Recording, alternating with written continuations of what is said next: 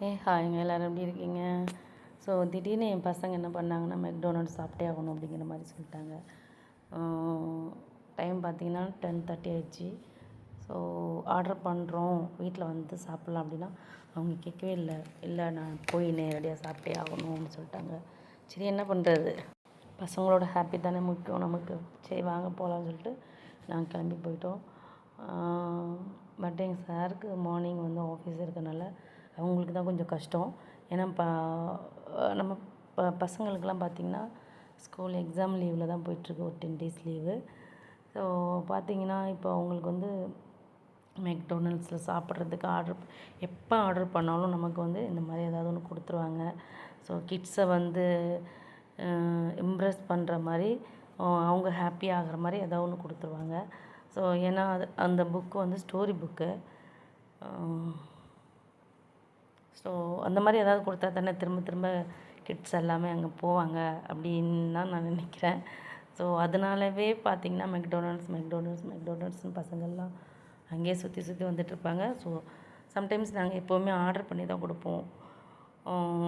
நாங்கள் எதுவும் இது மாதிரி சாப்பிட மாட்டோம். அதனால் அவங்களுக்கு மட்டும் தானே அப்படின்னு ஆர்டர் பண்ணி தான் கொடுப்போம். இன்றைக்கி நேராக போய் சாப்பிட்டே ஒன்று அடம் பிடிச்சாலும் நாங்கள் இங்கே வந்துவிட்டோம். ஸோ சுதிக்ஷாவுக்கு வந்து சிக்கன் பர்கர். ஸோ அதே மாதிரி தான் சேம் அவனுக்கும் வாங்கி சாப்பிட்டோம்.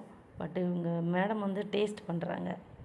ஆனால் அவங்க டேஸ்ட்டு பண்ணி சூப்பராக இருக்குது அப்படின்னு அப்படியே ஆக்ஷன் பண்ணுவாங்க. பட் வந்து அதில் ஆஃப் கூட சாப்பிட மாட்டாங்க, அவ்வளோதான் ஆக்டிங். ஓகே, பட் நம்ம சார் வந்து இப்போ சாப்பிட்டுட்ருக்காங்க மெக்டொனால்ட்ஸ். அவங்களாம் சாப்பிட்டுட்டு இருக்கும்போது சரி நம்ம மட்டும் இப்படி வாய் பார்த்துட்டு இருக்கமே அப்படின்னு சொல்லிட்டு சரி நம்மளும் ஒரு பர்கர் ஆர்டர் பண்ணி தான் சாப்பிட்டு பார்க்கலாமே அப்படி சொல்லிட்டு நாங்களும் ஒரு பர்கர் அண்டு கோக் ஆர்டர் பண்ணோம். அப்புறம் சிக்கன் விங்ஸ் அந்த மாதிரி ஆர்டர் பண்ணோம். ஆர்டர் பண்ணி நானும் சாரும் ஷேர் பண்ணி சாப்பிட்டோம். ஸோ நல்லா இருந்தது. இருந்தாலும் அவங்க வழிக்கே நம்மளை கொண்டு போயிட்டாங்க பர்கர் அந்த மாதிரிலாம் சாப்பிட்றதுக்கு. இருந்தாலும் நாங்கள் வந்து எங்கள் கொள்கையில் நாங்கள் மாற மாட்டோம். எப்போவுமே வந்து நம்ம வீட்டு சாப்பாடு தான் நமக்கு main and healthy food. Okay, chicken burger sandwich அதெல்லாம் நாட் அலவுடு. ஸோ இருந்தாலும் பரவாயில்ல, என்னைக்காச்சும் ஒரு நாள் தானே இருக்கட்டும் சொல்லிட்டு நாங்கள் சாப்பிட்டோம். சாப்பிட்டுட்டு மேடம் வந்து ரசித்து எல்லாத்தையும் சாப்பிட்டாங்க. சாப்பிட்டுட்டு அப்புறம் கிளம்பிட்டோம்.